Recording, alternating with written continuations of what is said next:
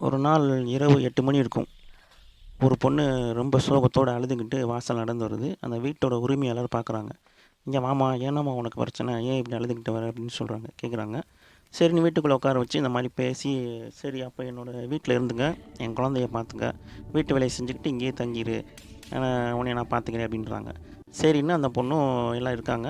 ஒரு நாள் அந்த உரிமையாளர் வெளியே போயிடுறாங்க, குழந்தைய அந்த அம்மா பார்த்துக்கிட விட்டுட்டு. ஆனால் இந்த வேலைக்கு வந்த பொண்ணு என்ன பண்ணுதுன்னா, அந்த உரிமையாளரோட நகை மற்றும் அவங்களோட இருக்கைகள், வீட்டு உடைமைகள் எல்லாத்தையுமே பயன்படுத்தி ஒரு முதலாளி போல கொண்டாடிக்கிட்டு இருக்கு. இப்போ அந்த வீட்டு உரிமையாளர் வராங்க. எதிர்பாராத விதமாக வந்து பார்த்தாக்கா இதெல்லாம் தெரிஞ்சிருச்சு.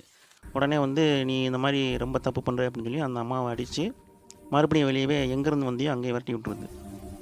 விரட்டி விட்டுட்டு இந்த குழந்தைய மறுபடியும் வச்சு இவங்க 2 பேரும் பாதுகாப்பாக இருக்காங்க.